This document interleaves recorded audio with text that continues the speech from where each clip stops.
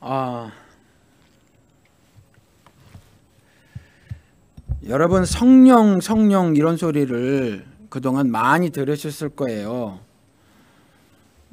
근데 조금 전에 집사님 기도하실 때에도 주의 영이 저에게서 떠나가지 말고 역사하시어서 정말 가감 없는 말씀을 전하는 목사가 되게 하여 주옵소서 이렇게 기도를 해주셨단 말이죠. 참 감사합니다. 그런데 여러분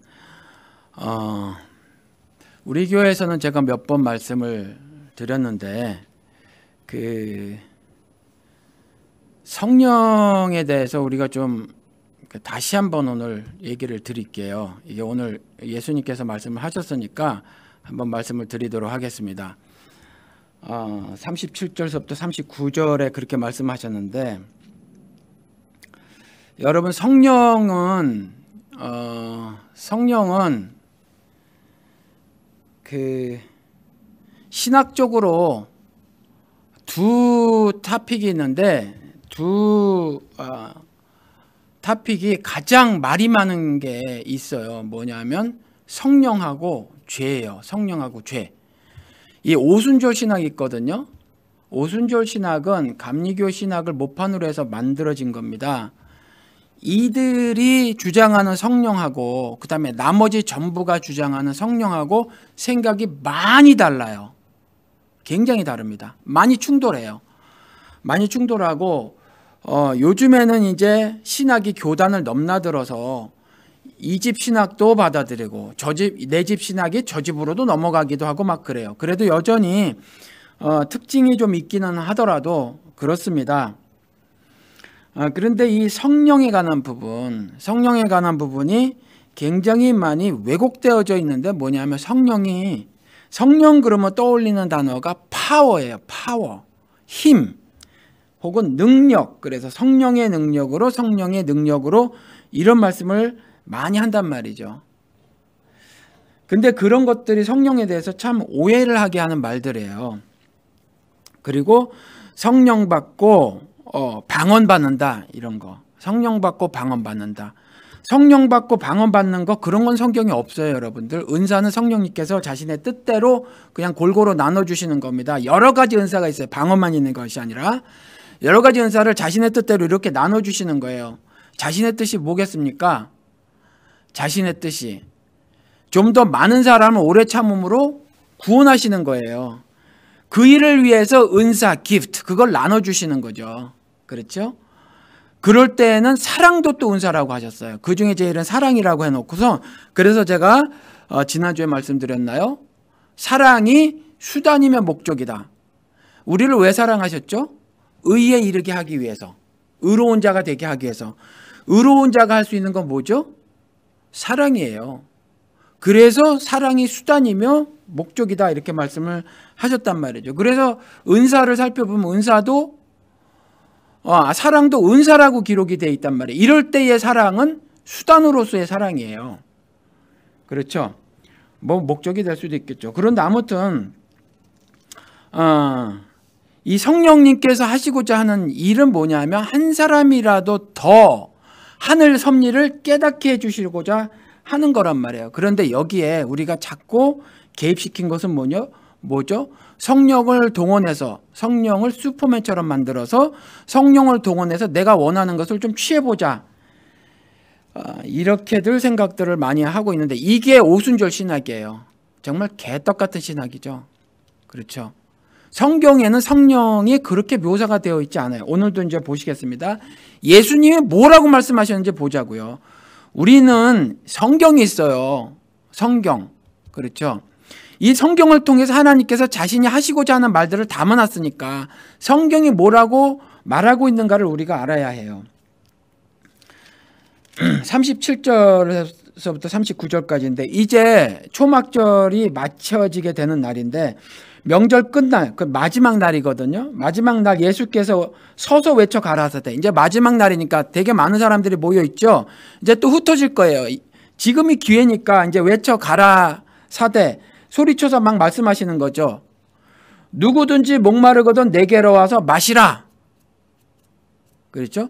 누구든지 목마르거든 내게로 와서 마시라 그러신단 말이에요. 제발 저도 그리스도인이라고 스스로 자처하시는 분들 이 말씀을 좀 꼭 쥐고 살았으면 좋겠어요. 누구든지요 목마르시죠? 목마르다는 거 뭘 목마르겠어요? 사마리아 여인하고 대화할 때 그 야곱의 우물이 있잖아요. 정말 이 육신의 목마름을 얘기하는 게 아니잖아요. 그러니까 thirsty in spirit이잖아요. 영적으로 목마른 걸 얘기하는 거잖아요. 영적으로 배고픈 걸 얘기하는 거잖아요. 그런 사람이라면 누구든지 내게로 와서 마셔라. 그렇죠. 영적으로 고갈된 사람들 있잖아요. 그거 말하는 거예요. 육신적으로 고갈된 사람들 와라, 내가 배불리 먹여줄게. 육신적으로 편하지 않은 삶을 사는 사람들 내게로 와라, 내가 그 문제 다 해결해 줄게. 그 말씀을 하시질 않아요, 성경을 통해서 하나님은. 그런데 이런 것들이 아무리 외쳐 불러도 예수 그리스도께서 계속해서 말을 해도 다수는 돌이키지 않아요. 다수는 피부에 안 하다니까. 다수는 돌이키지 않아요. 그래서 누구든지 목마르거든 thirsty in spirit, 영적으로 목마르거든 내게 와라 라는 거죠. 그래서 제가 수차례 말씀드렸던 것이 구원이 뭐예요? 가난과 질병으로부터의 해방이 아니에요. 죄로부터의 해방입니다. 이게 구원이에요. 가난과 질병으로부터의 해방이 아니에요. 어떤 사람은 아파요. 아프다 죽을 수 있어요. 예수 믿어도.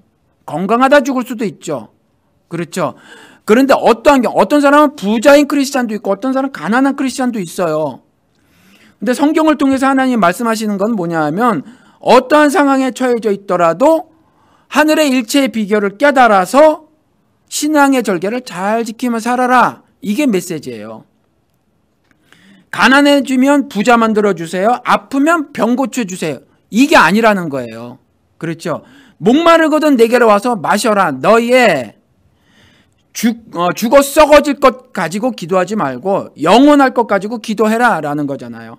그 문제 내가 해결해 줄게. 장차의 모든 미래 문제를 해결해 줄게. 어차피 한 번 죽는 것은 정한 이치니까 그런 것 가지고 목매달아 인생 살지 말고 나의 숭고한 뜻을 좀 마음을 열고 받아들여 줄래? 그 말이거든요. 누구든지 내게로 와서 마셔라. 그리고 나서 마셔라 하는 말이 무슨 말씀이냐를 또 설명하시죠. 나를 믿는 자. 나를 믿는 거라는 거예요. 마셔라라는 거. 그러니까 예수님께서 나를 기념하라고 하시면서 포도주 가지고 마시라고 하잖아요. 그렇죠. 우리 요 전에도 요한복음 공부하면서 말씀드린 것처럼 생명떡을 먹는 거. 그렇죠. 그걸 카톨릭처럼 정말 떡을 만들어서 입에 누면 믿음이 발생하고 그리스도 한 몸이 된다. 그게 아니라 믿어라 라는 말을 그리스도께서 직접 해주셨단 말이에요. 그러니까 마셔라. 목마르거든 내게로 와서 마셔라 라고 말하는 것은 성경의 구약에 너희들이 갖고 있었던 조상들이 전해준 그 구약 성경에서 말하고 있는 것처럼 믿어라. 나를 믿는 자 믿어라 라는 말이거든요.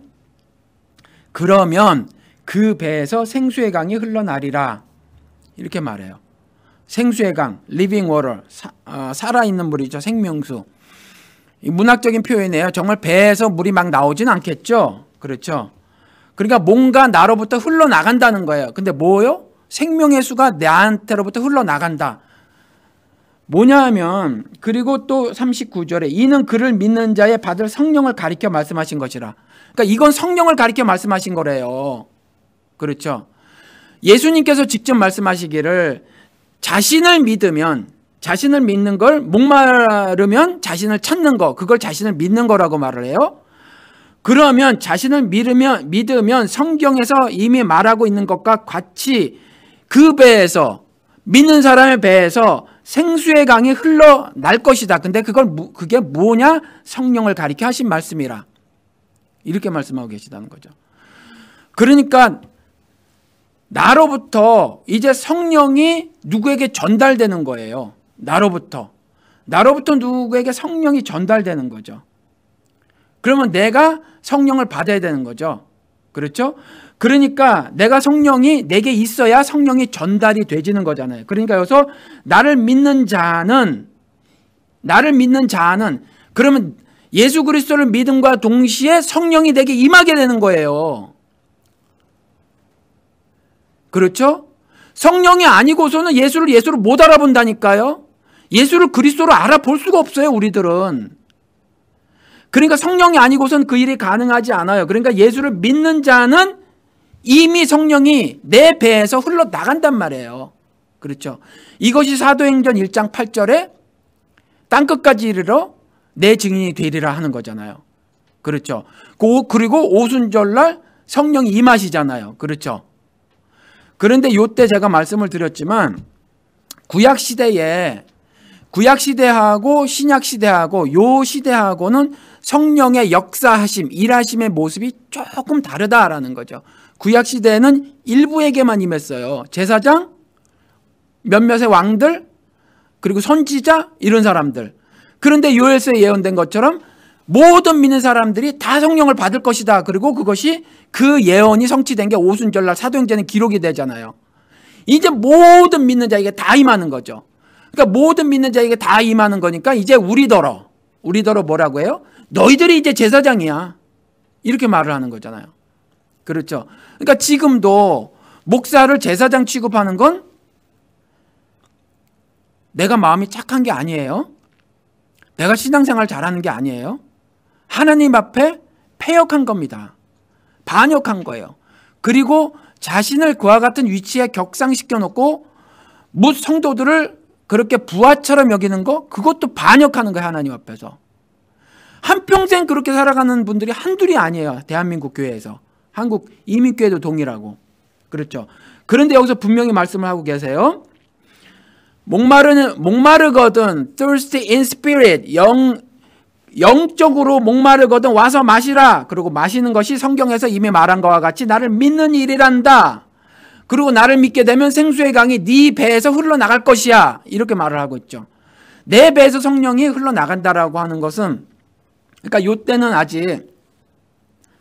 요때는요 말씀드린 것처럼 구약시대에는 그랬지만 신약시대는 이제 모든 사람이 임하는데 요때는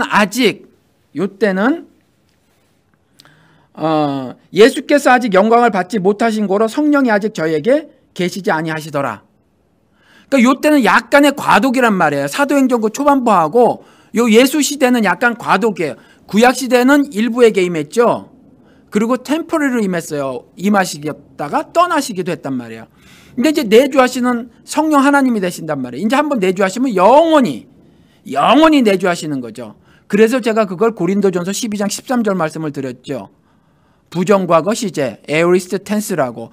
한번 과거 있었던 일이 다시 반복되지 않고 영원히 있는 거, 그 시제란 말이에요. 그렇죠.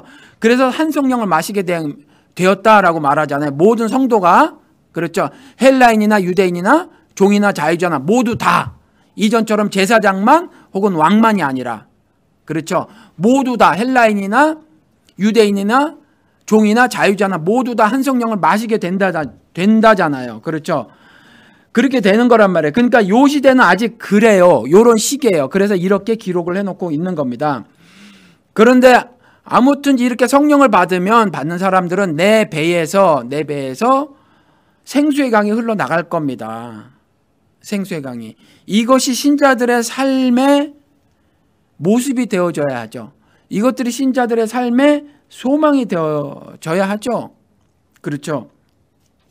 너무나 사는 것들이 힘드니까 이것이 소망이 안 되진단 말이에요. 이것이. 저는 그래서 이렇게 말씀을 드리고 싶어요. 사람이, 아마 제가 설교 시간에 이 말씀을 여러 차례 드렸던 것 같습니다. 근데 제가 또 드릴게요. 왜냐하면 사람들이 그런 것 같아요. 다 그런 것 같습니다. 저도 마찬가지고. 상황이 인식을 지배해요. 상황이. 그러니까 그 동양 철학도 그렇고요. 서양 철학도 그렇고 보면 어떤 본질적인 질문을 서양 철학에서는 좀 던지기도 했지만 대개가 사물이나 나타난 현상을 보고 어떤 자신들이 진리 같은 것들을 파악했다 이렇게 생각을 하는 거잖아요. 우리는 이미 하나님이 직접 써주셔서 이렇게 성경이라는 진리를 손에 가지고 있지만 그들은 모른단 말이에요. 그래서 자연을 보고 아니면 사람의 살림살이를 보고 이게 이렇지 혹은 저게 저렇지라고 깨닫는 거예요. 그래서 사람의 살림살이를 보니까 사람이 사는 모습들을 보니까 상황에 여지없이 무너지더라. 그러니까 상황이 좀 등 따시고 배부르면 희쭉희쭉 되는 사람들이 많고, 상황이 좀 고통스러우면 여지없이 삶을 내팽개치거나 자포자기하는 경우가 많더라. 그래서 뭐라고 말해요? 철학자들이 상황이 인식을 지배한다잖아요. 그렇죠? 상황 인식을 지배한대요.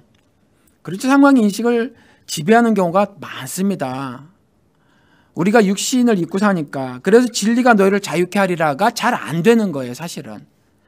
진리를 품고 있으면서, 진리와 연합되어 있으면서도 여전히 육신에 갇혀 있으니까 자유케 하리라가 잘 안 되는 겁니다.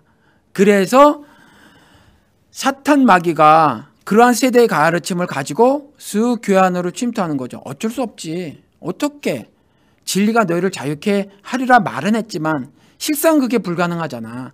실상은 어렵잖아. 상황 인식을 지배하는 거지. 어떻게 상황 따라 살아야지. 이게 세대 가르침이라는 거야. 이게. 그런데 그리스도는 그렇게 말하지 않는다는 거죠. 그러니까 교회 안에서 가장 극명하게 나타나는 모습이 뭐예요? 교인수가 늘어나면 부흥됐다고 희쭉희쭉되고, 교인수가 줄어들면 뭐죠? 아무튼 그 반대로 그렇게 한단 말이에요. 근데 그런 분들에게 제가 질문을 드리고 싶다니까요. 그러면 우리 교회 부흥됐어요. 그러면 당신은 부흥됐느냐? 당신은 부흥됐느냐? 라는 거죠. 그러니까 우리가 좀 그런 점들을 좀 알아야 할 필요가 있어요. 제가 이 말씀을 드리고 싶은 것이 여러분들이 어떠한 상황 가운데 늘상 처해진단 말이에요. 그러한 상황이 여러분들의 인식뿐만이 아니라 여러분들의 마음까지도 피폐하게 만들어요. 사탄의 목적은 여러분들을 사랑하고 은혜가 넘치고 하나님을 섬기고 이런 삶을 살게 하기보다는 그 반대의 삶을 살게 한단 말이에요. 하나님을 섬기지 못하게 하고, 사랑하지 못하게 하고, 미워하게 하고, 질시하게 하고, 자포자기하게 하고, 포기하게 만들고, 이렇게 만든단 말이에요. 그렇죠? 그래서 저는 그 말씀을 여러분들에게 드리고 싶어요. 관심을 여러분들이 그리스도를 따라 사는 사람으로 그리스도께서 말씀하시는 대로 돌이켜라. 목마르면 내게로 와라. 이런 말씀이 살아 운동력이 있어 여러분들이 늘 찾고자 하는 말씀이 되었으면 좋겠어요. 그래서 정말 여러분들의 삶 속에서 이 생수의 강이 흘러나오는 삶을 경험하셨으면 좋겠어요. 그러면 여전히 그럼에도 불구하고 상황 인식을 지배하는 경우가 참 많죠. 많은데 그래도 이겨낼 수가 있다니까요. 어떻게 해요? 기도함으로. 주여, 나도 뻔히 알면서 죄를 또 짓습니다. 나를 이 죄와 사망의 법에서 건져내 주시옵소서라는 기도를 하게 된단 말이에요. 다른 기도가 아니라. 여러분들 보세요. 주변에. 여러분들 지금까지 신앙생활 해오셨죠. 그러니까 작은 자교회에서 신앙생활 하기 전에 여지까지 무슨 기도를 했으며 주변에 있었던 교인들이 무슨 기도를 했나요? 그러니까 황 목사 설교 들으면 기도할 게 없어진다잖아요. 모두 다 그래. 한 사람도 안 빼고 다 그런 반응을 보인단 말이죠. 헛기도하고 살아서 그래요. 헛기도. 무슨 기도 하셨죠? 여지까지? 그렇죠? 저희 장모님이 아프시단 말이에요. 병원에 가셨다가 저희 집으로 급하게 모셔왔어요. 그러니까 한평생 비나이다 그 기도하세요. 지금도 그 기도하세요. 지금도. 그만큼요 안 바뀌어지는. 이제 그렇게 신앙의 집이 젖었어요. 신앙의 집이. 전혀 의롭게 된다라고 하는 그 구원에 대해서 관심이 없어요. 수십 년을 신앙생활을 하셨는데 의롭게 되는 것, 로마서의 말씀대로 구원에 이르게 된다는 건 의롭게 된다는 말인데 그것에 대해서 관심이 없어요. 지금 현재 내 삶에 대한 것들만 관심이 있어요. 그렇게 된다니까요. 그래서 아무리 말해도 변하지 않죠.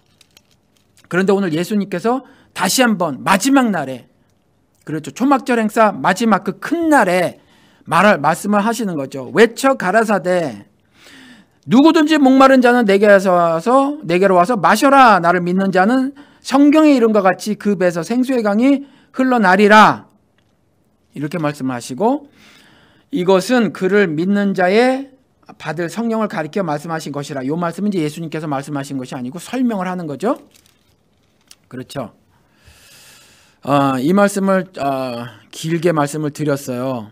왜 그러냐 하니까 이 이후의 말씀이 이와 같이 예수님께서 마지막 날 큰 날에 초막절 마지막 날 큰 날에 이렇게 말씀을 전하셨는데 이 말씀을 듣고 세 가지 반응이 일어났어요. 오늘 설교 제목이 리액션입니다. 리액션. 세 가지 반응이 일어났어요. 그 반응을 한번 살펴보겠습니다. 여러분들이 어떤 반응을 보여야 할지, 먼저 이들이 어떤 반응을 보였는지 먼저 말씀을 드리도록 하겠습니다. 첫 번째는 저 예수라는 사람이 저렇게 말을 하는 거 보니까 선지자야, 이렇게 말하는 사람이 있었어요. 선지자야.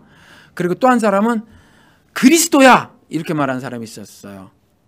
그러니까 그리스도라고 말씀한 그 사람들, 그 말을 들은 일부의 사람들이 또 웃기고 있네. 그리스도라니 선한 것이 어떻게 갈릴리에서 나을 수가 있겠어?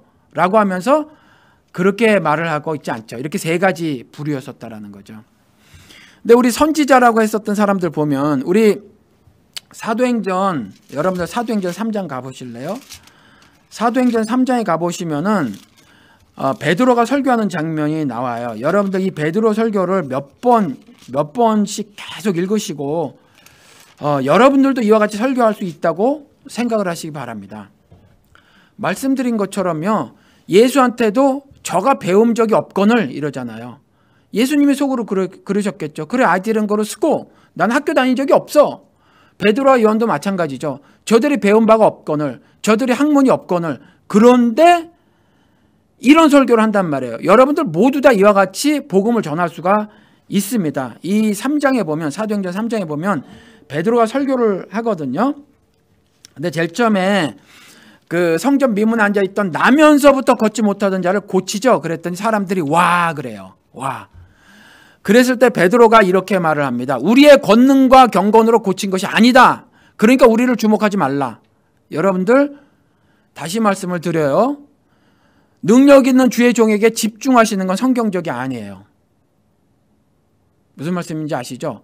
그리고 주의 종에게 능력 있는이라는 수식어도 붙이면 절대로 안 돼요. 베드로가 이렇게 말을 하죠. 우리의 권능, 우리의 능력과 우리의 경건으로 고친 것이 아니다. 목사는 그냥 종이에요, 종. 여러분. 그런데 능력 있는이라는 수식어를 목사 앞에 붙이면 절대로 안 되는 겁니다. 붙이는 순간 여러분들은 하나님 앞에서 반역하는 죄를 저지르는 거예요. 그냥 하나님이 도구로 사용하시는 것에 불과한 목사들을 그렇게 우상으로 숭배해버리는 일이란 말이에요. 그러니까 절대로 그렇게 하면 안 돼요. 그러니까 베드로가 우리의 능력과 경건으로 고친 것이 아니니 우리를 주목하지 말라, 이렇게 말을 하죠. 그리고 나서 예수를 증거하기 시작을 합니다. 13절에서 15절 전반부에 가서 보면 담대하게 말하죠. 자신의 형제예요, 형제. 같은 동족이란 말이죠. 핏줄이에요. 그 핏줄에게 말을 하는 거죠. 같은 공동체 소속이고. 읽어드릴게요. 아브라함과 이삭과 야곱의 하나님 곧 우리 조상의 하나님이 그중 예수를 영화롭게 하셨느니라. 너희가 저를 넘겨주고 빌라도가 놓아주기로 결단한 것을 너희가 그 앞에서 부인하였으니 너희가 거룩하고 의로운 자를 부인하고 도리어 살인한 사람을 놓아주기를 구하여 생명의 주를 죽였도다. 이렇게 말하는 거예요. 너희들이 살인자야. 너희들이. 근데 이 베드로의 설교를 듣고 있었던 대부분의 사람들이, 어쩌면 상당수의 사람들이 그때 예수 그리스도가 나무에 매달려 죽었을 때 없었던 사람일 수가 있어요. 그런데 너희들이 죽인 거야. 그러니까 불신앙을 말하는 거죠. 그렇죠? 이 의로운 자를 죽인 거야 라고 말하는 거예요. 그러니까 여러분들도 동일해요. 여러분들도 예수를 죽인 자가 되는 삶을 사실 수가 있다니까요. 조금 전같이 제가 몇 가지 예를 들어드린 그런 신앙생활을 하면, 율법적인 신앙생활을 하는 건 예수를 죽이는 일이에요. 목사를 제사장으로 하는 건 예수를 죽이는 일이란 말이에요. 그렇죠? 목사 앞에 능력 있는 이라는 그 수식어를 붙이는 신앙은 예수를 죽이는 거예요. 그렇죠? 무슨 말씀인지 아시겠죠? 예수 그리스도만 나타나야 돼요. 그분을 통해야 우리 인생 문제가 해결이 돼요. 목사를 통해서가 아니라. 우리가 붙들어야 할 분은 예수 그리스도 한 분만이란 말이에요. 그분 없이는 우리는 아무것도 아니에요. 우리 인생 문제 아무것도 해결이 안 돼요. 아무것도. 폭력적 죽음에서 도무지 헤어나올 수가 없단 말이에요. 그렇죠? 너희들이 죽였어 라고 베드로가 말해요. 자신의 형제에게, 자신의 동족에게, 자신의 공동체 사람들에게, 지금까지 옆에서 같이 밥을 떠먹었던 그 사람들에게, 함께 떡을 뗐던 그 사람들을 향해서 이와 같은 말을 하는 거예요. 너희들이 예수를 죽였다. 너희들이 생명의 주를 죽였다. 너희가 의로운 사람을 죽였다. 이렇게 말을 하는 겁니다. 이 말씀을 우리가 항상 우리에게 할 줄 알아야 돼요. 그래야 우리가 신앙의 정절을 잘 지킬 수가 있습니다. 그리고 15절 하반부서부터 그러나 하나님이 죽은 자 가운데서 살리셨으니 우리가 이 일의 증인이로라. 그 이름을 믿음으로 그 이름이 너희 보고 아는 이 사람을 성하게 하였나니 예수로 말미암아 난 믿음이 너희 모든 사람 앞에서 이같이 완전히 낫게 하였느니라. 형제들아 너희가 알지 못하여서 그리하였으며 너희 관원들도 그리한 줄 아노라. 원래 이렇게 되기로 돼 있었다는 거죠. 그러니까 너희들이 예수를 죽이긴 죽였는데 너희들이 미련해서, 잘 알지 못해서, 무지해서, 하나님 말씀을 깨닫지 못해서 그랬지. 이게 위로의 말이에요. 이게 비판이지만 위로의 말이라는 거죠. 잘 모르고 있다라는 비판의 말을 하면서 그것으로 끝나는 게 아니에요. 이 말을 한 베드로의 의도는 뭐냐면 잘 몰랐으니까 이제부터 알아라는 거예요. 알아야 해라는 말을 하는 거예요. 그렇죠? 그리고 18절서부터 이제 몰랐으니까 회개하고 돌이켜라라는 말을 해요. 그래서 죄 없이함을 받아라. 그러나 하나님의 모든 선지자의 입을 의탁하사 자기의 그리스도 해 받으실 일을 미리 알게 하신 것을 이와 같이 이루셨느니라. 그러니까 너희들이 잡아 죽인 것 같아도 사실은 예수는 원래 이 일을 계획하고 작정하고 와서 스스로 그 일을 감당하신 거야. 너희들이 승리한 것 같지? 아니야. 그분 뜻대로 일을 다 이루신 거야. 육신의 눈으로 보면 그렇게 안 보인단 말이에요. 그런데 영의 눈으로 보면 하늘 섭리가 보여요. 보이니까 베드로가 이와 같은 말을 하는 거죠. 그러니까 너희들이 살인자야라고 고발을 한다기보다는 이와 같이 너희들은 불신앙을 갖고 있으니까 돌이켜라. 이 말을 지금 베드로가 전하는 거예요. 이 말을. 그렇죠? 원래부터 예정되어 있었고 계획됐었던 일들이야. 그러니까 19절에 그러므로 너희가 회개하고 돌이켜 너희 죄 없이함을 받으라. 이 말을 이렇게 간절하게 하는 겁니다. 그렇죠? 그러니까 조금 전에 말씀드린 것처럼 구원은요 죄로부터 해방이에요. 예수 그리스도를 잡아 죽이는 죄로부터 해방이에요. 하나님의 통치로부터 벗어나서 내가 내 스스로 살아보겠다고 하는 그 죄로부터의 해방이에요. 그 죄를 지면 영영 돌이킬 수 없는 형벌을 받게 되잖아요. 그것으로부터 해방이란 말이에요. 그렇죠? 그렇게 되면 유쾌하게 되는 날이 주 앞으로부터 이를 것이요. 여러분들의 삶이 joyful life가 될 거다 라고 말씀을 하고 있는 겁니다. 그렇죠? 그런데 사도행전 3장의 베드로 설교에서 보면 이와 같이 예수 그리스도를 미리 말을 해놓고 이렇게 있거든요. 그리고 예수 그리스도께서 이렇게 증거되고 있음을 증거를 하면서 말이죠. 이게 미리미리 이전에 예정되어 있었던 것이다 이렇게 말을 하죠. 그래서 보면 과거에 수많은 선지자들이 있음을 유대인들이 알고 있었어요. 유대인들이 알고 있어서 우리 예수라는 저 사람을 가만히 보니까 좀 말하는 것이 좀 다르고 행동하는 것이 좀 다르네. 그렇죠? 이렇게 생각을 하고 있었어요. 그것에 대해서 베드로가 사도행전에서 분명히 다시 짚는 거죠. 그와 같이 오늘 요한복음 7장에 있는 사람들이 선지자라고 인식하고 있었던 그 사람들처럼 유대인들 사이에서 그런 것들이 있는데 선지자의 의미를 다시 한번 짚어주기를 22절 사도행전 3장에 짚어주는 거예요. 이렇게 모세가 말하되 주 하나님이 너희를 위하여 너희 형제 가운데서 나 같은 선지자 하나를 세울 것이니 너희가 무엇이든지 그 모든 말씀을 들을 것이라. 누구든지 그 선지자의 말을 듣지 아니하는 자는 백성 중에서 멸망받으리라. 또한 사무엘 때부터 오므로 말한 모든 선지자도 이때를 가리켜 말하였느니라. 그러니까 모든 선지자들, 그 선지자들의 삶을 통해서 사실은 예수 그리스도의 그 나타나심, 그걸 미리 말을 하고 있다라는 거예요. 그렇죠. 모든 선지자들, 사무엘 때부터 모든 선지자가 이때를 가리켜 말하였느니라. 그렇죠. 그리고 그 신명기에 나오고 있는데 모세가 그때 말을 하고 있다란 말이에요. 모세가 그 말을 베드로가 다시 한번 그 신명기의 말씀을 인용하라는 거죠. 모세가 말하되 주 하나님이 너희를 위하여 너희 형제 가운데서 나 같은 선지자 하나를 세울 것이니, 모세 같은 선지자 하나를 세울 것이니, 예수를 말하고 있는 거예요. 근데 모세가 예수란 말은 아니에요. 여러분 아시죠? 모세가 인도에서 강을 건넌단 말이에요. 강이 갈라지고 바다가 갈라지고 참 건너가죠. 건너가는데 그 건너간 걸 뭐라고 말해요? 고린도전서에서 침례라고 말을 하고 있죠. 세례 받은 것이라고. 우리 성경에는 이렇게 침례라는 단어가 없으니까 그렇게 말을 하죠. 그러니까 모세를 리더로 세워서 하나님께서 구약엔 그렇게 역사하셨단 말이에요. 그렇죠. 족장들을 세워서 역사하시고 그 다음에 몇몇의 지도자들을 세워서 역사하시고 제사장 왕 뭐 이렇게 역사하셨단 말이에요. 그런 것처럼 모세를 세워서 그 뒤에 주르르륵 붙어서 그를 따라간 사람들이 구원받게 해주신 것처럼 예수를 세웠다 이렇게 말을 하는 거죠. 그렇죠. 그러니까 나 같은 선지자 하나를 세울 것인데, 근데 이제 자기하고 달라요. 성격은 그런데 나 같은 선지자 하나를 세울 것인데 그 선지자가 누구냐 하면 구약에는 모든 선지자의 그 마침이에요. 그 모든 선지자의 완성이죠. 그 모든 선지자가 말하고 있는 최종적인 궁극적인 그 선지자다라는 거예요. 그 얘기를 하는 거예요. 오늘 본문 말씀에서 7장. 그렇죠? 요한복음 7장에서 선지자를 알고 있었단 말이죠. 그렇죠? 선지자를 알고 있었는데 이들이 모두 다 선지자를 제가 지금 말씀드린 것처럼 이렇게 구체적으로 그리고 정확하게 알고 있었는지는 모르겠어요.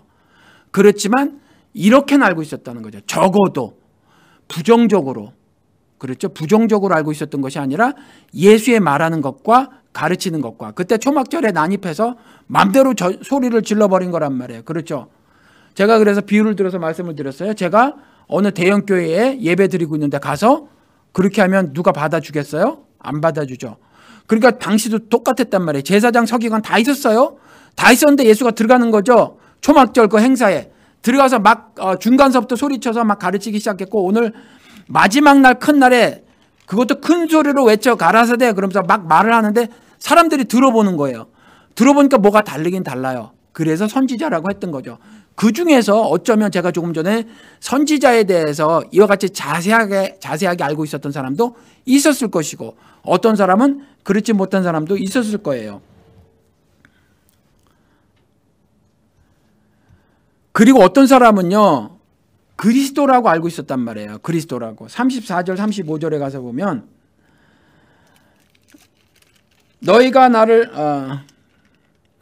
먼저 그 지난주에 건데 34절 35절에 가서 보면 내가 너희와 함께 조금 더 있다가 나를 보내신 이에게로 돌아가겠노라. 너희가 나를 찾아도 만나지 못할 터이요 나 있는 곳에 오지도 못하리라. 지난주에 이렇게 말씀을 하셨어요. 예수님께서. 유대인들이 다 저 예수를 안다는 거죠. 나는 저 예수가 어디로부터 온 줄 알아. 요셉과 마리아 아들이야. 갈릴리 출신이지 뭐. 다 알고 있다는 거죠. 그렇죠. 그러니까 그런데 예수님께서 뭐라고 말하냐면, 그래 너희들도 알고 나도 알아 내가 어디로부터 온 줄을. 그런데 내가 어디로 가는 줄을 너희가 모를 거야 라고 말씀을 하신다고 말씀을 드렸죠. 지난주에. 이거 다시 읽어드린 거예요.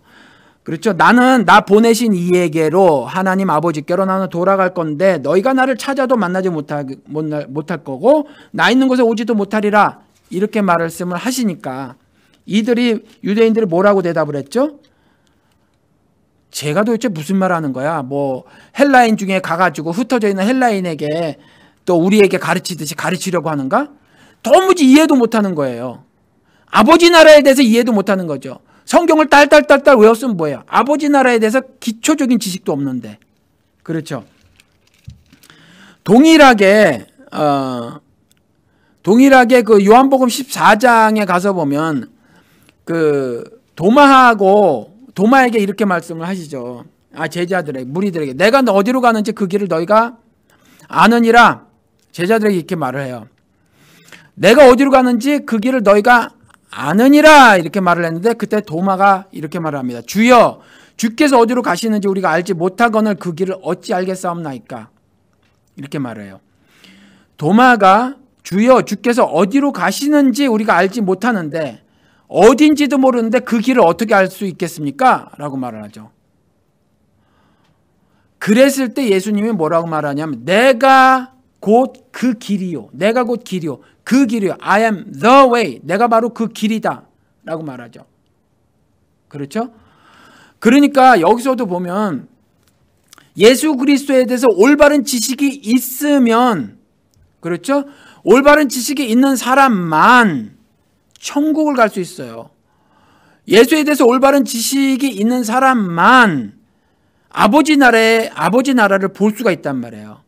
예수 그리스도를 통해서만 갈 수 있다라는 거죠. 예수 그리스도를 통해서만. 그러니까 예수 그리스도가 구원자이심을 내가 믿음으로 깨달아야 한다는 거죠. 그렇죠? 예수 그리스도를 구원자라고 나는 깨닫고 있는데요 라고 말을 하지만, 사실은 기도를 해도 세속적인 기도만 한 사람은 사실은 못 깨닫고 있는 거란 말이에요. 그렇죠? 그리고 이미 기록된 완성된 성경보다는 다이렉트 파이프라인, 직접 게시파들의 직접 듣는 것으로 보편화할 수 없어서 진리라고 인정 못하는 그와 같은 들음이 있잖아요. 그렇죠? 이 진리는 누구에게나 진리가 되거든요. 근데 자신이 들은 건 다른 타자에게는, 제3자에게는 진리가 될 수 없으면 그것은요 진리가 아니란 말이에요. 하늘 것이 아니란 말이에요. 근데 맨날 직접 듣거든요. 직접 게시파들이. 그렇죠? 직접 들어요. 이런 것들, 이런 사람들은 나는요 예수 그리스도를 구원자로 믿고 있는데요, 나는 마음으로 고백했는데요, 그분을 영접했는데요 라고 말을 해도 아직은 안 하신 거란 말이에요. 아직은 하지 않으신 거다. 그렇죠? 그래서 제자들에게 너희들이 알아. 너희들이 내가 어디로 가는지 그 길을 너희가 아느니라. 내가 어디로 갈 건지, 아버지 나라로 갈 거죠. 그 다음에 그 길을, 아버지 나라로 가는 길을 너희가 알 것이다 라고 말을 했을 때, 알아들은 사람이 있고 못 알아들은 도마가 있었더라라는 거죠. 못 알아듣는 도마가. 그러니까 도마는 그렇게 말을 했다라는 거예요. 어디로 가시는지도 모르니 그 길을 어찌 알 수 있겠나이까. 이렇게 말을 하는 거죠. 그랬을 때 친절하시게도 예수께서는 내가 바로 그 길이야. 내가 바로 그 길이야 라고 말씀해 주신다는 거죠. 예수 그리스도가 그 길이란 말이에요. 예수 그리스도가. 그렇죠? 여러분들이 예수님께서 그 길이야 라고 말했을 때에 그 의미를 자꾸 성경을 읽으면서 공부하시기 바랍니다. 그래서 시편에 나온 말씀처럼 말씀이, 이것을 읽는 것이 꿀과 송이꿀보다 더 달다라고 하는 것은 이 책의 소설책처럼 재미있어서 꿀과 송이꿀처럼 더 달다라는 것이 아니라, 이 책을 보고 내가 얼마나 고통 중에 놓여 있는지를 깨달았는데 이 책에서 보여준 그 하늘 소망을 내가 발견하게 되는 거예요. 그래서 내가 상황이 어떠하든지 간에 그 상황 가운데서 하늘 소망을 품고 살다가 보니까 하나님과의 경험을 자꾸 하게 된단 말이에요. 그래서 꿀과 송이꿀보다 더 달다 이렇게 되는 거지, 이 책 자체가 소설책처럼 재밌어서 이 책을 읽는 것이, 이 말씀이 꿀과 송이꿀보다 더 달다라고 말씀하신 게 아니란 말이에요. 이 삶이 내 삶에 들어와야 돼요. 이 성경 말씀이. 이 말씀이 내 것이 돼줘야 된다고요. 내가 말씀화가 되지면, 내가 말씀화가 되지면 말씀이 꿀과 송이꿀보다 더 달게 되고, 그렇지 않으면 이거 정말 성경책이요 재미없어요. 여러분, 얼마나 재미없는 책인데요. 제가 알아요. 이전에 저를 보면 알죠. 얼마나 재미없었는데 이 성경이. 다른 책이 재밌었어요. 좀 똑똑해. 20대 때 있잖아요.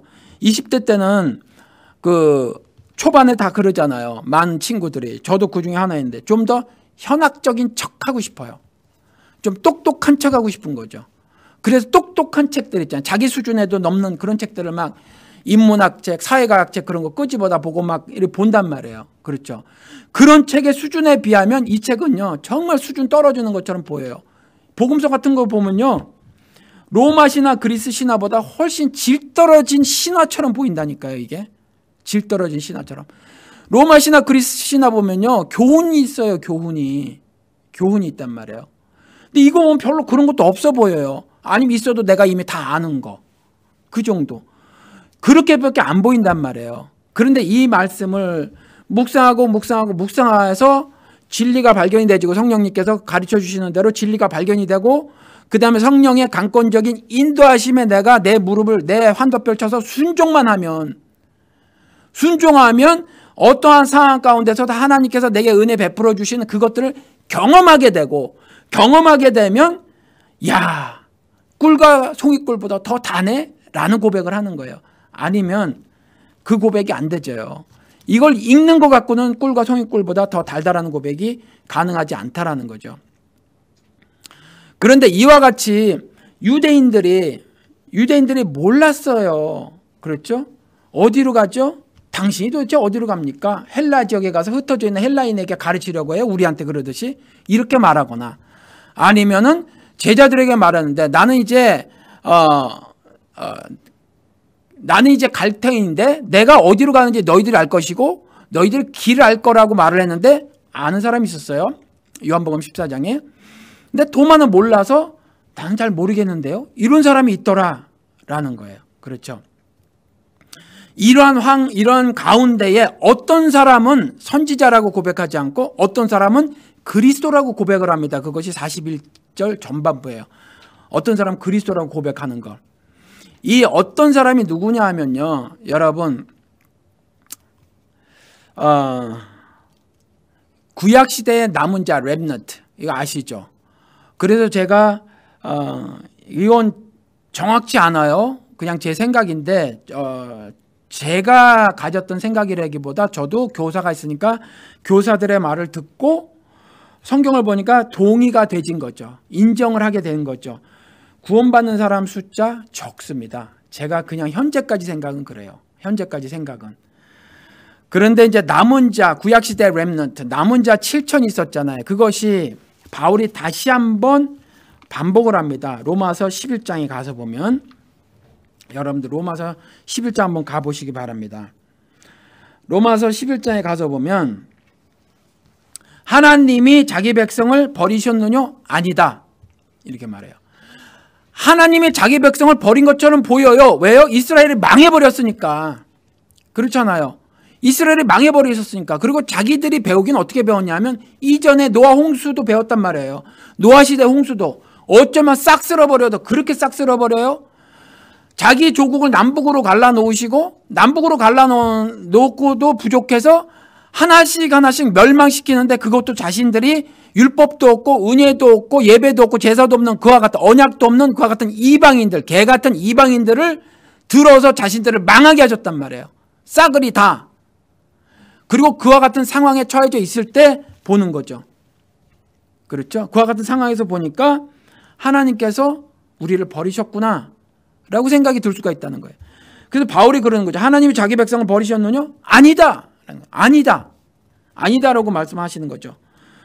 그리고 나서 계속해서 말을 하는 거예요. 2절에 성경이 엘리야를 가리켜 말한 것을 알지 못하느냐? 저가 이스라엘 하나님께 송사하되 주여 저희가 주의 선지자들을 죽였으며 주의 제단들을 헐어버렸고 나만 남았는데 내 목숨도 탐하나이다. 엘리야가 말이에요, 기가 막힌 선지자였어요. 다시 말씀을 드리지만 이와 같은 역사를 보인 주의 종이 별로 없습니다. 1대 850으로 전투를 벌인 거예요. 지금으로 치면 한기총회장, 합동총회장, 뭐 교단장, 뭐 통합, 그다음에 하나님의 성에 여의도의 그 조용기, 그 하수인 이영훈 목사, 또 뭐 기성, 뭐 이런 사람이 다 몰려 있다고 치고 저 혼자 있다고 생각을 해보세요. 그런데 저들하고 붙어가지고 저한테 하나님 역사가 일어난 것 같은 사건이 벌어진 거예요. 그럼 믿겠어요? 당시 아무도 안 믿었어요. 이스라엘 사람들 안 믿었어요. 엘리야를 통해서 하나님께서 불을 내리셨거든요, 하늘에. 자, 지금부터 하나님의 역사가 나타났나 안 나타났나 보자. 그리고 여기다 재물을 두고, 자, 하늘에서 불이 내려서 이 재물을 타게 해보자. 그래 850명이 기도 들어가죠. 엘리야가 기도 들어갑니다. 근데 저들에게는 응답이 없죠. 그러니까 엘리야가 조롱합니다. 니네 하나님 자니? 니네 신은 자니? 라고 엘리야가 조롱하죠. 그런데 엘리야가 기도했을 때 하늘에서 불이 내려요. 그럼 굉장한 주의 종인데 여러분들 여기서도 다시 한번 말씀을 드리지만 능력 있느니 엘리야가 아니에요. 하늘이에요. 하늘. 하나님이 하시는 거예요. 그래서 바로 어떤 일이 있었냐면 엘리야는 금세 그와 같이 1대 850의 전투를 치르고 나서도 금세 깨갱거린단 말이에요. 깨갱거려요. 그게 사람이라는 거죠. 그래서 그때 보니까 막 이제 난리가 났었던 거예요. 엘리야 그 사건 이후에.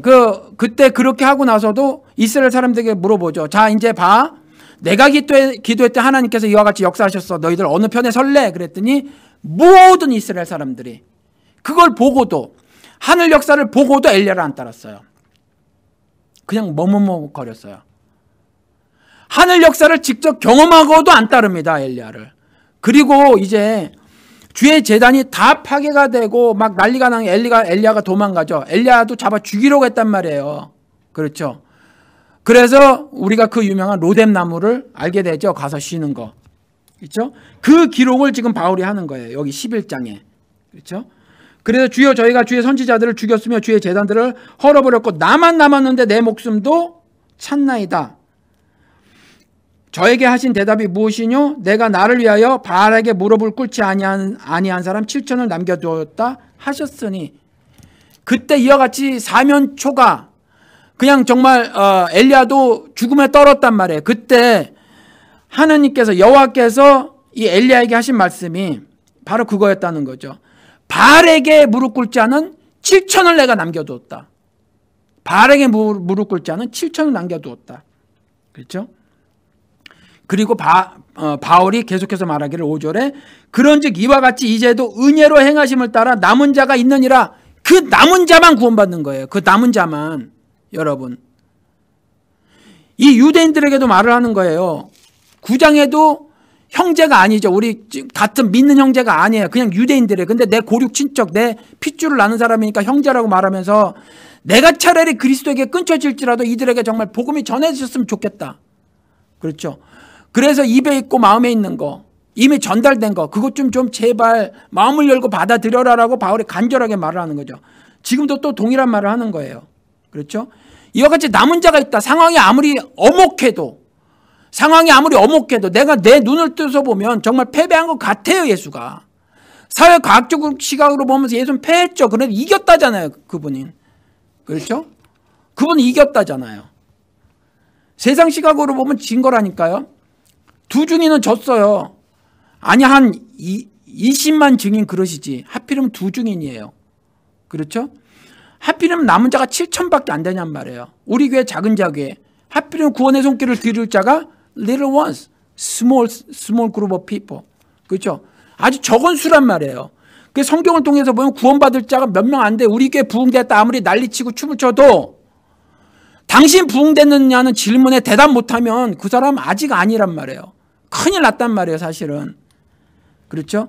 그래서 이와 같이 남은 자 그런즉 이와 같이 이제도 은혜로 택하심을 따라 남은 자가 있느니라 라고 바울이 믿음을 가지고 말을 하는 거예요. 믿음을 가지고. 지금 이 안에서 올바른 반응을 보인 사람이 없어요. 이 무리에서 이 로마 교회에서 지금 현재. 그렇죠.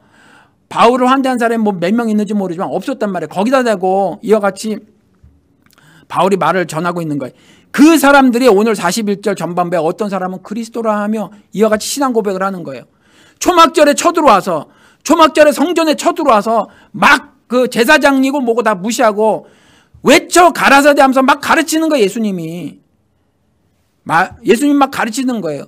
돌이켜라라는 거죠. Thirsty in spirit. 목마르거든 내게로 와서 마셔라. 네 배에서 생수의 강이 흘러나갈 것이야 라고 말하는 거죠. 그랬을 때 어떤 사람은 소수의 사람은 그리스도라 고백하더라라는 거예요. 그렇죠? 마태복음 7장에서도 보면 여기저기 문이 많아요. 근데 조개 보니까 사람이 거들떠도 보지 않는 작은 문이 있단 말이에요. 근데 그 문으로 들어가라는 거예요. 그 문으로. 그러니까 세상에 그 상식을 깬단 말이에요, 예수님께서. 세상에는 뭐라고 가르쳐요? 교회도 세상 많다고 했죠, 제가. 세상 같은 교회는요, 넓고 큰 문으로 들어가라고 가르쳐요. 그래서 좋은 대학을 가라고 기도회를 연단 말이에요. 그렇죠? 사회에서 근사한 사람이 되라고 기도회를 연단 말이에요. 신앙 좋은 아이가 되라는 기도회가 아니라 내 아이들을 위한 기도, 부모를 모아놓고 하나님의 충성된 일꾼으로 자라나게 해주세요라는 기도가 아니라 사회의 모범이 되고 타의 모범이 되는 사람으로 우리 기도할 때 그렇게 기도한다니까요. 근데 좋은 신앙인으로 자라게 해주세요라는 기도 플러스 그렇게 하는 거는 그래도 괜찮아요. 근데 죄다 그런 기도를 한단 말이에요. 그렇죠? 작금의 교회에서도 큰 문으로 들어가게 한단 말이에요. 근데 좁은 문으로 들어가라 해요. 상식을 다 깨시는 거죠. 그런데 그 문을 열고 들어가잖아요. 그럼 가끔 영화 같은 데 보면 그런 거 있죠. 어떤 문을 딱 여는데 빛이 확 들어오는 거예요. 그리고 신세계가 펼쳐지는 거. 근데 이 좁은 문은 그것도 아니에요. 열고 딱 봤는데 뭐냐 하면 길이 좁고 협착해요. 한쪽은 절벽이고 한쪽은 낭떠러지 뭐 이런 거죠. 그런 거예요. 그 길을 열고 그 길을 가래요, 예수님이. 근데 그 말을 듣고 가겠습니다 한 사람들이 그리스도라고 고백한 그 어떤 사람이더라라는 거예요. 그 어떤 사람이더라. 그렇죠.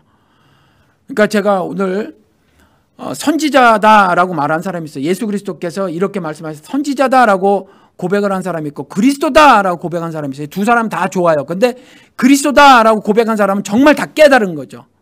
다 깨달았다고 하는 것이 성경을 다 암송하고 있다는 말이 아니죠. 진리가 무엇인 줄 깨달았다 그 말이에요. 그런데 어떤 사람들은 선한 것이 날 수 없다라고 말하는 사람이 있어요. 그러니까 예수는 선하지 않다라는 거죠. 그렇죠. 그것이 41절 후반부에 어떤 이들은 그리스도가 어찌 갈릴리에서 나오겠느냐, 그리스도 메시아가 어떻게 갈릴리에서 나오겠느냐라는 거죠. 갈릴리는 사마리아 북쪽의 이방 지역을 말해요. 이방 지역. 이방 지역에 인접해 있죠. 그러니까 이방의 침입이 잦았어요. 그러니까 혼혈들이 많이 발생했고 그래서 유대인들이 홀대하던 그런 지역이에요. 그런데 어떤 사람들은 그리스도가 어찌 갈릴리에서 나오겠느냐고 하면서 자신들이 도무지 영적으로 가치가 하나도 없는, 혈통적으로 보면 자신들이 자신의 형제라고 받아들일 수 없는 혼혈아인데다가 이방 침입이 많아서 문화가 죄다 섞여져 버리고 거기다가 또 거기에는 가나안 그 족속들이 살아서 이방 문화가 창궐했던 그런 지역에, 그런 지역에서 어떻게 선한 것이 날 수 있겠어? 라고 하는 거죠. 그러니까 예수라는 저 사람이 우리 지금 그 초막절 행사를 벌이고 있는 성전에 난입한 저자가 갈릴리 출신인데 말이 되니? 선한 것이 저자 출신이 갈릴리 출신인데 우리 지금 한국에서 그런 거 있죠. 전라도 비하하고 말이죠. 홍어라고 비하하고. 얼마나 악랄한 범죄를 저지르는 건데 그렇게 말들을 해요. 그렇죠? 그런 거랑 똑같이 말을 하고 있는 거예요. 근데 아마 제 생각에는 이들이 착각하고 있었어요. 여러분들 아시죠? 예수가 어디서 태어났죠? 베들레헴. 그렇죠. 베들레헴에서 태어나셨죠. 갈릴리가 아니라 갈릴리에서 자라나셨죠. 그렇죠. 베들레헴에서 태어났는데 갈릴리에서 태어난 줄을 알았던 것 같아요. 그렇죠. 그래서 여러분들 신앙생활을 크게 나누는 것도 어떤 경우는요, 이렇게 아주 작은 사실에 대한 오해가 그럴 수 있어요. 아주 작은 사실 하나. 예수가 베들레헴에서 태어났는데 갈릴리에서 났다고 착각했거든요. 이 착각 하나가 이와 같이 엄청난 큰 결과를 만들 수도 있더라라는 거예요. 그렇죠. 근데 갈릴리에서 그냥 그냥 자라신 거지 갈릴리에서 난 것은 아니죠. 이사야서 9장 6절에 가서 보면 전에 고통받던 자들에게는 흑암이 없으리로다. 옛적에는 여호와께서 스불론 땅과 납달리 땅이 멸시를 당하게 하셨더니 후에는 해변길과 요단 저쪽 이방에 갈릴리를 영화롭게 하셨느니라. 이 갈릴리 지역은 사실 납달리 지파에게 준 그 지역이란 말이에요. 그렇죠? 그러니까 멸시를 당하게 하셨더니 후에는 요단 저쪽 서쪽을 말하는 거예요. 서쪽 그 이방 지역, 이방의 갈릴리를 영화롭게 하셨느니라. 이사야에서 이미 이렇게 말씀해 놓고 계시다라는 거죠. 그렇죠? 그러니까 예수 그리스도께서 대부분의 사역을 갈릴리에서 하셨단 말이에요. 유다만 빼고 11제자를 갈릴리에서 픽업하시고, 여러분들 뭐 게네사렛, 고라신, 가버나움 뭐 이런 지명 들어보셨죠? 복음서에서. 그게 다 그 지역이에요. 갈릴리 지역. 그리고 부활하시고 여자들에게 뭐라고 말씀하셨죠?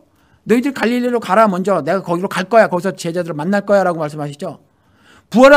부활하시고 나서도 가신 곳이 갈릴리였다라는 거죠. 그렇죠. 그러니까 우리가 그걸 알아야 해요. 지역이 선하고 악한 것이 아니에요. 지역이. 그렇죠. 그러니까 중동 지역, 이스라엘 제외한 중동 지역이 악하다. 이렇게 생각하시면 안 된단 말이에요. 그렇죠? 지역이 선하고 악한 것이 없어요. 그러니까 뭐 우리나라 기도를 하면서 부산을 성지로 이런 거 있었죠. 부산을 성지로. 이런 거는요. 성경의 ABC도 모르는 거죠. 그렇죠? 하늘섭리의 기초 지식도 없는 거예요. 부산을 성지로 하면 부산이 성지가 됩니까? 서울을 성지로 하면 서울이 성지가 돼요? 이런 건 성경적이지 않습니다. 그리고 선의 개념이 다르죠. 이 사람들은 자신의 육적인 눈으로 봤을 때 저 사람들이 이방 문화가 창궐한 그 지역이라고 해서 갈릴리가, 그리고 이방의 침입을 많이 받고 그리고 피가 섞여서 혼혈아들이 많다고 해서 그래서 선하지 않다고 했거든요. 이분법적 사고죠. 우리도 그런 경우가 많이 있는 것 같아요. 그러니까 교회 안에서도 동일하거든요. 교회 안에서도 뭔가 자꾸 나눠요. 두 패로다가. 그렇죠? 두 패로 나누고 그것으로다가 뭐 선하고 악하고 이런단 말이에요. 선하고 악한 건 딱 이거 하나예요. 하나님과 연합된 사람. 그렇죠. 그 사람이 선한 사람이에요. 하나님을 신앙하는 사람, 하나님을 신앙하는 행위, 그게 선한 행위예요. 하나님을 신앙하는 것, 그게 선한 거예요. 악한 것은 하나님을 신앙하지 않는 것, 이게 악한 거예요. 이게. 근데 자기 마음대로 다른 것 가지고 선과 악을 구분하죠. 막. 그건 안 된단 말이에요. 하나님을 신앙하는 것, 하나님을 올바로 신앙하는 걸 선이라고 하고, 하나님을 신앙하지 않거나 하나님을 신앙한다고 말을 하지만 올바로 신앙하지 않는 걸 악이라고 한단 말이에요. 이해가 되시죠? 그래서 하나님을 신앙하는 사람들도 바울처럼 죄를 지을 수 있고 이스라엘처럼 선택된 민족들도 죄를 지을 수 있고 그렇더라라는 거죠. 그래서 신자들은 날마다 징책을 받는다라고 말씀을 하고 계시죠. 요한복음 7장을 통해서 그리스도께서 그 성전의 마지막 날, 그 큰 날에 아주 큰 소리로 간절한 마음으로 이렇게 전달해 말씀을 전하는 겁니다. 다른 건 다 부정하셨어요. 우리 이미 봤죠. 성전에서 성전을 뒤엎은 사건이 있었단 말이에요. 요한복음 2장에. 다 부정하셔요. 그들의 기도, 그들의 금식, 그들의 구제, 그들의 제사, 그들의 모든 것을 다 부정하셔요. 그렇죠? 다 부정하셔요. 하나를 못 넘어서, 하나를 몰라서 그런다고 했죠. 그렇죠? 뭐예요? 내가 하려고 했다는 거죠. 내가 내려놓으려고 했다는 거예요. 그분의 말씀에 순종한 것이 아니라 내가 내 등짐을 내려놓으려고 했단 말이에요. 이 유대인들이. 그렇죠? 그래서 안 됐던 건데 오늘 다시 한번 말씀하시는 거예요. 이제 7장에 아주 간절하게 그 마지막 날, 초막절 마지막 날, 그 큰 날에 가서 이제 이들이 흩어질 거니까 큰 소리로 외쳐 가라사대 누구든지 목마르거든 내게로 와서 마시라. 여러분들에게 말씀을 전합니다. 예수 그리스도께 나아가시기 바랍니다. 그러면 여러분들의 배에서 생수의 강이 흘러 넘칩니다. 이와 같은 실체적인 경험을 하시고 실체적인 경험에 따라 여러분들의 삶이 꿀과 송이꿀보다 더 단 삶이 되시는 그러한 복된 삶이 되시기를 주님의 이름으로 축원을 드립니다. 기도하시겠습니다.